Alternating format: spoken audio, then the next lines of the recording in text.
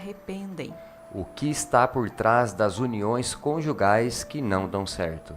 Palestra em Lupércio, nesta terça-feira, encerra o ciclo de palestras. Você participa de Momento Espírita enviando perguntas ou comentários por telefone ou WhatsApp para o DDD 14, o telefone 981 05 1535, repetindo, DDD 14 981 05 1535. Mande seu recado por WhatsApp agora mesmo. E atenção, conforme anunciamos na edição anterior, hoje vamos fazer 2 sorteios de livros entre os ouvintes que mandarem o WhatsApp dizendo que estão ouvindo o programa. Primeiro livro, O Grande Desafio, autoria de Richard Simonetti, editora SEAC. Segundo livro, Ama-te, autoria de Isaías Claro, editora Solidum. 2 obras preciosas sobre problemas atuais que merecem leitura e reflexão. Mande sua mensagem agora mesmo para o DDD 14, o telefone 981 05 1535. Equipe desta edição: controle técnico e sonoplastia, Gustavo Souza. Assistência técnica, Augusto Tavares. Cláudio para atender os ouvintes e apresentação de Juliana e Luiz Eduardo. Momento Espírita. Um tempo de paz.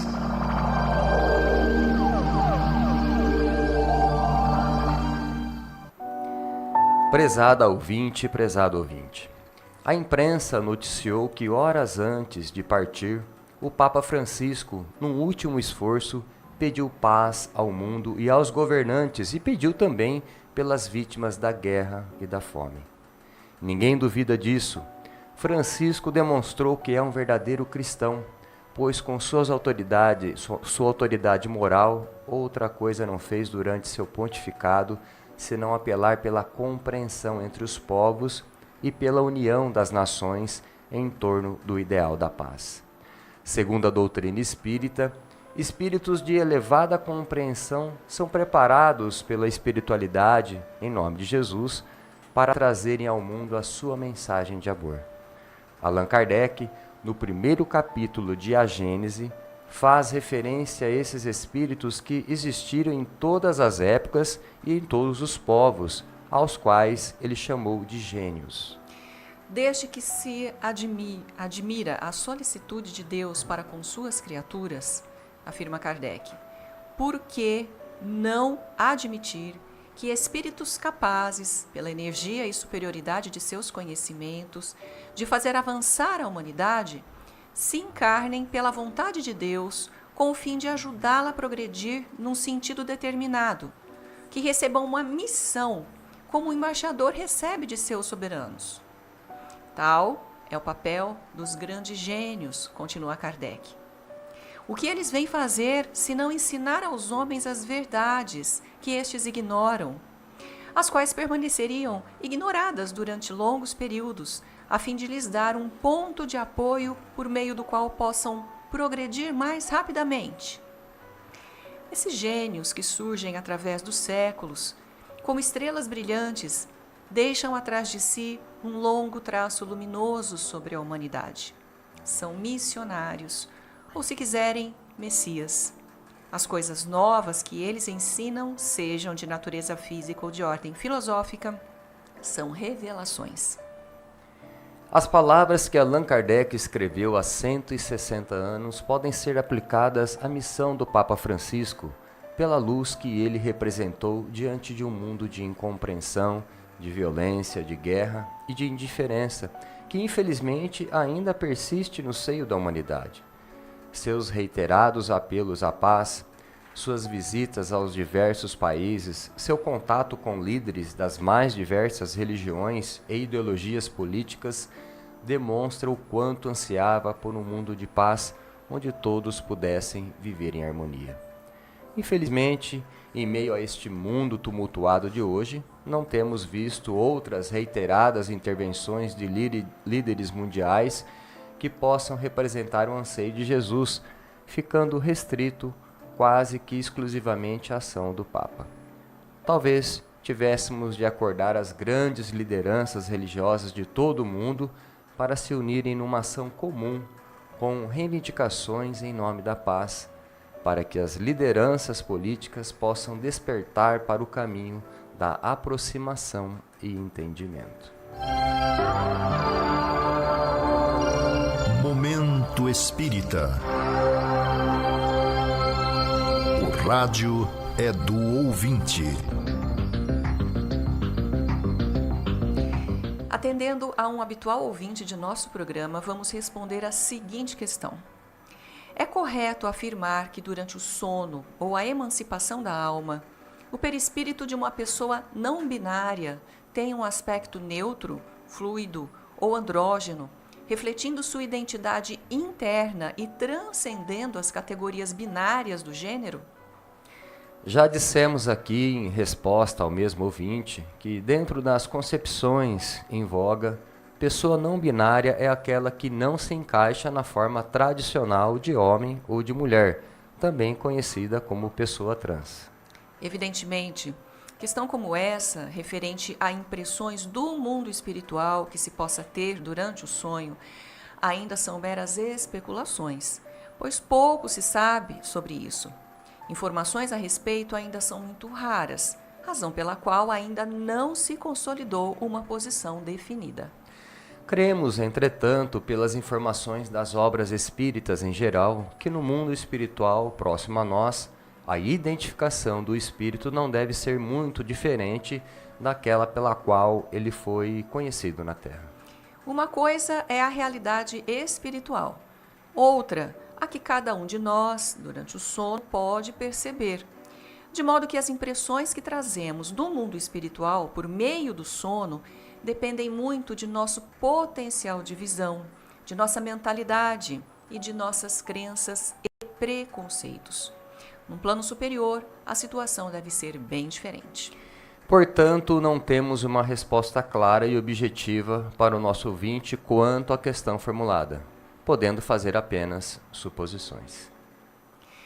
O mesmo ouvinte pergunta: no caso do amor aos inimigos, o que fazer se o inimigo não aceitar o nosso perdão? Que causas induz o inimigo a não aceitar o nosso perdão?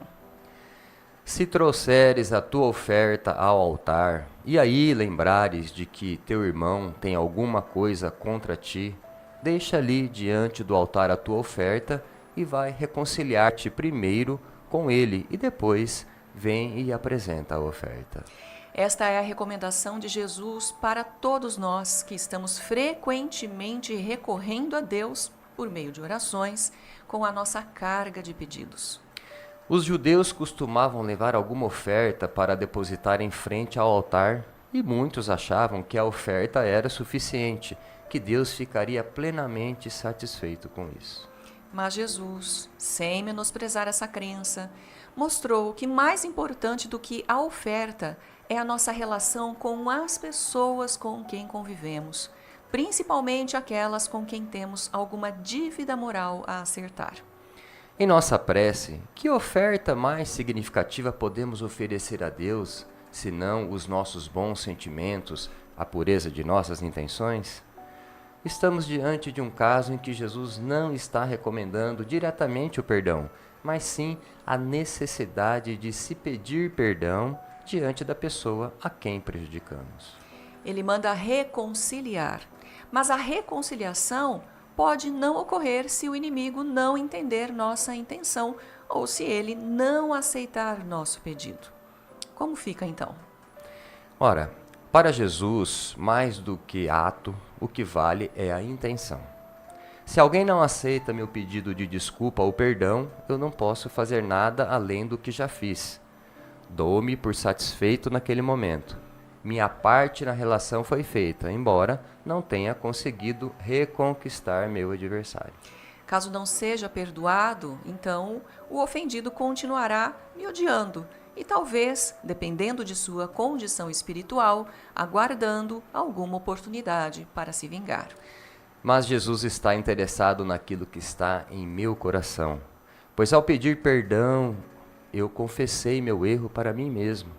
Mesmo sem o perdão do outro, estou melhor diante da minha consciência e diante de Deus para poder fazer a oferta com a consciência tranquila.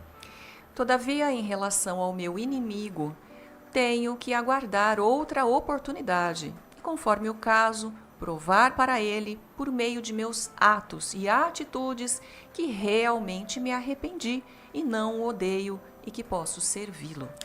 Por fim, ainda há um outro fator a considerar nessa tentativa de reconciliação. É preciso saber de que forma eu pedi perdão. Se foi realmente um ato de humanidade diante do adversário, ou se meu pedido foi de tal forma irônico que mais pareceu um outro ato de ofensa. Tudo isso deve ser considerado nessa tentativa de conciliação. E atenção para os 2 livros que vamos sortear logo mais. Primeiro livro, O Grande Desafio, autoria de Richard Simonetti, editora SEAC. E o segundo livro, Ama-te, autoria de Isaías Claro, editora Solidum. Mande mensagem para o 14 981 05 15 35. Durante os estudos do Livro dos Espíritos no Caminho de Damasco, uma das integrantes do grupo levantou a seguinte questão: aquelas pessoas que a Igreja canonizou, elevando a categoria de santos, elas ainda voltam a reencarnar? A canonização é uma questão interna da Igreja, que entende que determinados católicos, pelo significado espiritual de suas missões e observados certos requisitos, como milagres comprovados, são elevados à condição de santidade. É claro que, embora não concordando com a crença de que é a Igreja e não Deus que julga, respeitamos a fé dos que acreditam, considerando, sobretudo, que a canonização seria, segundo a fé católica, uma delegação direta do próprio Deus à Igreja para reconhecer seus eleitos. Certamente, assim pensando, é fácil concluir que, desse modo, a Igreja entende que somente seus fiéis podem ser eleitos por Deus. Os bilhões de habitantes da Terra que não são católicos ficam fora disso. Desse modo, se formos pesquisar quem são os santos da Igreja, vamos encontrar muitos que demonstraram um verdadeiro espírito de abnegação cristã e que, a concepção geral, mereciam ser reconhecidos como missionários divinos, não só pela Igreja, mas pela humanidade inteira. Um grande missionário, no entanto, ainda que em sua vida tenha dado a maior demonstração de verdadeira doação ao próximo ou a causas elevadas da humanidade, por exemplo, se ele não for católico, não poderá ser considerado santo. Contudo, para o Espiritismo, o mérito espiritual das pessoas não depende de religião, tampouco de a pessoa estar ligada a alguma filosofia espiritualista, mas de seu caráter, de sua conduta diante de seus irmãos de humanidade. Se o santo em questão for realmente um missionário divino pelas suas elevadas qualidades morais, ou será conduzido para um mundo melhor, ou permanecerá aqui mesmo trabalhando em missão pelos seus irmãos encarnados. É claro que um santo pode reencarnar. O próprio Jesus reencarnou, e isso quando o espírito é tomado pelo anseio de servir as mais elevadas causas da humanidade. A reencarnação, sendo uma lei da natureza, é uma oportunidade para todos. E atenção para os 2 sorteios que vamos fazer daqui a pouco entre os ouvintes que se comunicarem conosco durante o programa. O primeiro livro, O Grande Desafio, autoria de Richard Simonetti, editora SEAC. E o segundo livro é o Ama-te, autoria de Isaías Claro, editora Solidum. Mande mensagem para o 14 981 05 15 35. Existem muitas coisas a que às vezes não damos o devido valor. A vida, por exemplo. A vida é uma bênção divina. Através dela, podemos ser felizes e proporcionar a felicidade aos outros. Por isso, é preciso defender a vida, a nossa vida e a do próximo. Pena de morte, aborto, suicídio e eutanásia são formas de violência contra a vida com as quais não podemos concordar. Lutemos em defesa da vida. Pena de morte. Um crime não justifica outro crime. Diga não. Suicídio.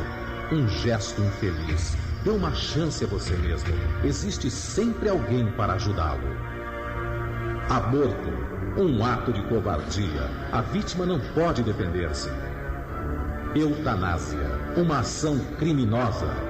Com confiança em Deus e o firme desejo de obedecer suas leis, a vida terá outro sentido. Mensagem em defesa da vida. Apoio. Federação Espírita Brasileira. Atenção, neste mês de abril, o Clube do Livro Espírita de Garça está entregando aos seus associados o romance Quem é Minha Mãe, autoria do espírito Dize Aquibá, pelo médium Pedro Santiago, editora M, por apenas R$ 27,00.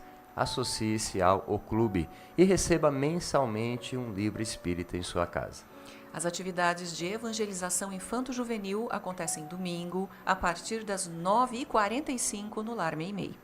Às 10 horas, temos a reunião dos jovens para discussão de temas atuais à luz da doutrina espírita. O brechó do Lar Meimei abre toda sexta-feira a partir das 13 horas, entrada pela rua 7 de setembro. No site do Centro Espírita Caminho de Damasco, você vai obter uma série de informações sobre o centro e sobre o espiritismo. Acessando o link www.caminhodedamasco.org, você vai encontrar todo um material informativo sobre o centro e suas atividades. No menu, você encontrará, entre outras matérias, as gravações das edições anteriores de Momento Espírita. Encontrará também informações sobre o Clube do Livro, vídeo palestras de temas variados, bem como mensagens espíritas em card e em áudio. E atenção, o primeiro ciclo de palestras da USE, edição de 2025, terá seu encerramento nesta terça-feira, 29 de abril, na cidade de Lupércio. O expositor Paulo Lodge, de Bauru, falará na Casa Espírita Maria de Nazaré, às 20 horas, sobre o tema Ansiedade na Visão Espírita. Todos estão convidados. Nossa última questão para a edição de hoje vem de uma ouvinte que pergunta: é verdade que espíritos maldosos que viveram século atrás ainda se comunicam no centro espírita? Se depois de tanto tempo eles até agora não melhoraram, como se pode explicar que na sessão espírita eles vão se arrepender do que fizeram? No livro Nos Domínios da Mediunidade, André Luiz relata o caso de José Maria, um espírito dementado que foi trazido por amigos espirituais para ser recebido pela médium Celina numa sessão espírita. Ele fora um fazendeiro cruel e desumano que vivera no século XVIII, mas ainda trazia a mente estagnada no seu próprio egoísmo. Estava tão centrado em si mesmo que só percebia os quadros terríveis de tirania e perversidade contra seus escravos, contra os quais instalou um ambiente de sofrimento e terror. Quando faleceu, no final daquele século, encontrou muitas de suas vítimas que se converteram em terríveis vingadores, passando a torturar sua mente. No entanto, nem assim percebia que já não pertencia mais a este mundo, julgando-se prisioneiro martirizado aqui mesmo na terra por escravos a quem impingiram os maiores sofrimentos. Depois de mais de um século de martírio, chegou o momento em que alguém intercedeu em seu favor e ele foi trazido ao centro espírita para retomar o contato com os encarnados. Celina foi escolhida para sua médium pelas suas altas qualidades morais e apreciável capacidade de doação, pois não seria nada fácil intermediar a comunicação de um espírito que ainda trazia na alma a marca profunda da maldade. De fato, não foi fácil para Celina desempenhar esse papel, pois a diferença de qualidade vibratória entre ela e o espírito desencarnado era muito grande.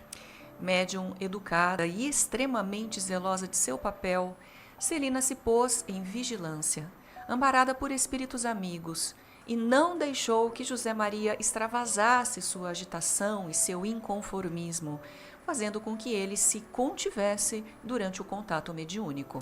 Aliás, a presença do ex-fazendeiro nos trabalhos espíritas era justamente para estabelecer esse primeiro contato com os encarnados, que se tornava necessário para ajudá-lo a compreender sua situação e a conter seus impulsos.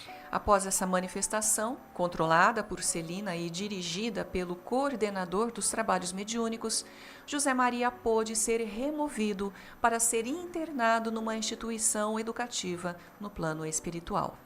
Semelhante providência ainda não resolveria de toda a situação, pois para completar o curso ele teria de reencarnar algumas vezes em condição sofrida, certamente entre vítimas do passado, para valorizar o próximo e compreender melhor as leis da vida. Desse modo, prezado ouvinte, a sessão mediúnica não traz, como muitos podem pensar, a solução pronta e definitiva dos problemas dos espíritos que se comunicam. Trata-se de um instrumento que vai ajudar esses espíritos a encontrar o caminho de seu equilíbrio ou de sua regeneração, que contará com a intervenção de mentores espirituais, mas só se completará de fato em novas experiências reencarnatórias. É por isso que existe a reencarnação.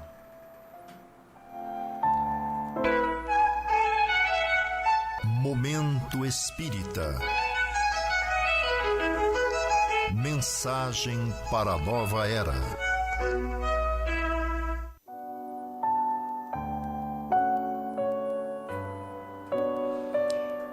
Conhecendo a doutrina espírita, problemas conjugais. Este tema, que no Livro dos Espíritos, a partir da questão número 639, refere-se principalmente a uniões conjugais, que de início ocorrem bem, mas depois se transformam em conflitos de ódio, algumas com fatos lamentáveis ou desfechos trágicos. Nesse sentido, apesar das inúmeras formas de união que existem no mundo, a problemática da convivência continua a mesma. Percebemos isso, por exemplo, nos casos de violência contra a mulher, tema que atualmente recebe a regulamentação da lei da maioria dos países, depois de uma luta histórica para que a sociedade viesse reconhecer os direitos da mulher. Hoje a situação está mais generalizada porque o casamento formal é apenas uma das opções do casal e o índice de violência se constitui num grave problema social. A sociedade, no entanto, vê apenas o aspecto material dessas relações pessoais, mas, de um modo geral, ela desconhece as causas espirituais desses conflitos. Os espíritos instrutores já diziam, há mais de 160 anos, que a verdadeira consolidação de uma união depende primordialmente dos sentimentos das pessoas envolvidas. Em nota à questão 939 do Livro dos Espíritos, Kardec considera que não devemos esquecer que é o espírito que ama e não o corpo, razão pela qual as uniões assentadas apenas e tão somente sobre interesses imediatos, incluindo a atração sexual, tende a se desgastar com o tempo, transformando simpatia em antipatia, amor em ódio. E eles prosseguem explicando: há duas espécies de afeição, a do corpo e a da alma, e com frequência se confundem uma com a outra. A afeição da alma, quando pura e simpática, é durável, mas a atração dos corpos é perecível. Eis porque, frequentemente, aqueles que creem se amar com o amor eterno odeiam-se quando a ilusão termina. Infelizmente, muitas dessas uniões se transformam em conflitos de morte porque o casal se iludiu com uma atração superficial, mas nunca se amaram de verdade. Elas se assentaram sobre o egoísmo e o orgulho de cada um. Aliás, as uniões poderiam ser mais bem-sucedidas se as pessoas se interessassem em assentá-las sobre valores espirituais, vazadas em sentimento sincero de verdadeira afeição. Temos que reconhecer, porém, que, por enquanto, o ser humano, de um modo geral, ainda não atingiu esse nível de compreensão da vida e do mundo.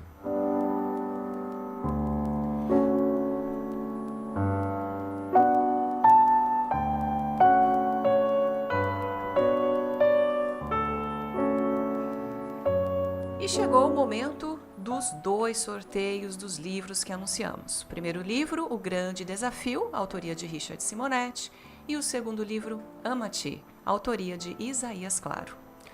O primeiro livro sai para a nossa ouvinte O primeiro livro é o do Richard Simonetti, Joana Lourenço, moradora da cidade de Garça. E o segundo livro, Ama-te, o livro de Isaías, claro, ouvinte de Garça também, Neuza Boroto dos Santos. Parabéns aos ouvintes sorteados. Peguem seus livros durante a semana e no horário comercial na loja Leves, na Rua Minas Gerais, número 148. Agradecemos a sua amável audiência e atenção. Se você permanecer na rádio Meimei, vai assistir na sequência o programa Perspectiva, comentários de Sônia, de Paulino e de Cláudio sobre temas atuais sobre a ótica espírita. E ao final desta edição, Momento Espírita deseja a você e a todos saúde e paz. Para encerrar, vamos ouvir uma mensagem espiritual na voz de Chico Xavier.